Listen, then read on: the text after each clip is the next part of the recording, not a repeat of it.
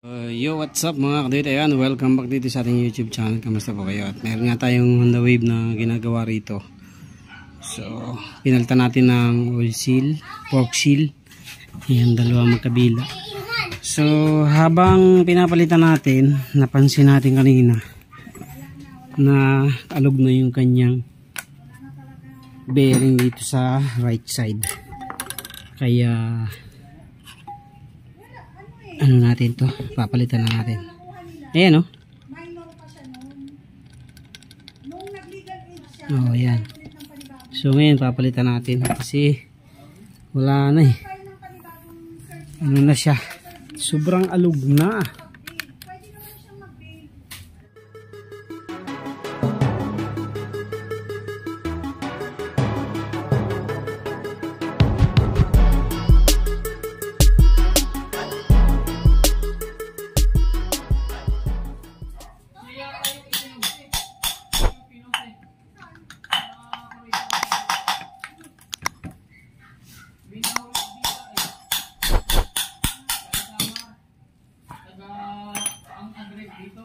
Okay.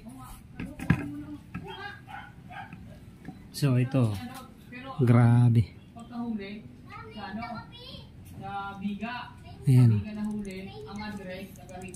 Grabe oh. Ayan, laki ng alog. So papalitan natin. Tingnan natin kung anong sukat nito. Hindi ko natanda yung sukat ng bearing ito sa unahan. Ito yung kanyang bearing.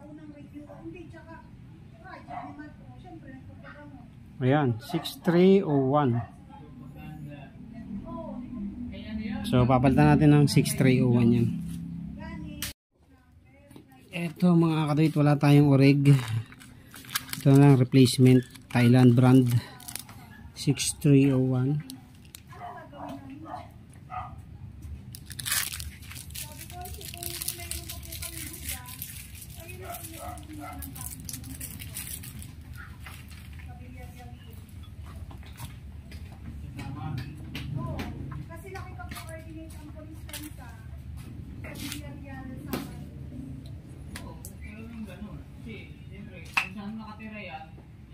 Ano yan doon? Ang ano doon? Matawagan yan doon.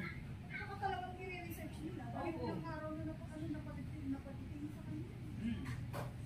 Pero, kaya daw naman pala hindi daw din dinampot kahit walang search warrant kasi may warrant na dati. Kaya lang nag-lapse siya, may taon. May warrant? Paano nalaman na may warrant?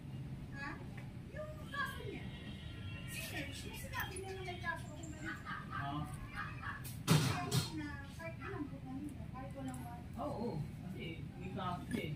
Pero kung hindi niya sinabi, wala. Hindi maungkat. Ay naungkat, yari na siya.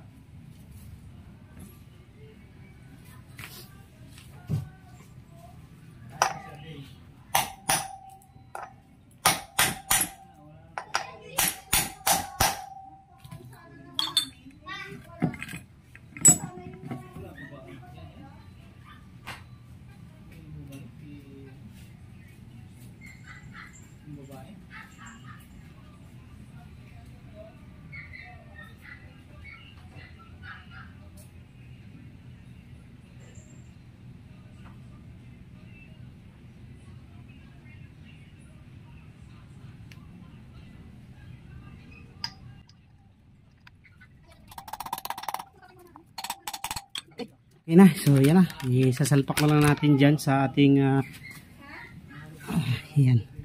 Sa ating shock. Kabit na rin natin to.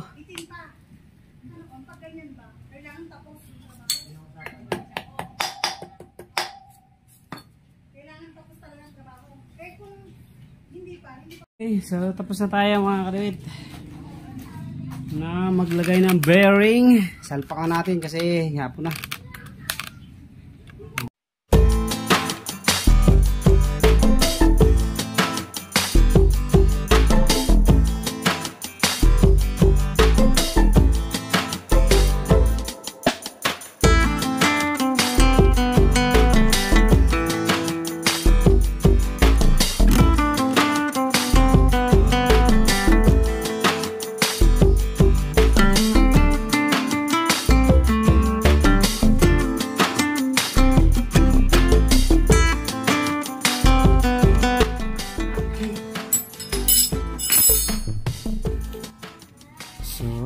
ayos na mga kadete, tapos na tayo.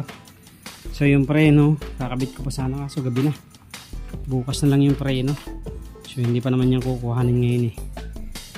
So bukas na lang natin ilagay yung preno yan, yung cable. So gabi na eh, madilim na. Susundo pa rin tayo kaya tama na muna yan. Okay.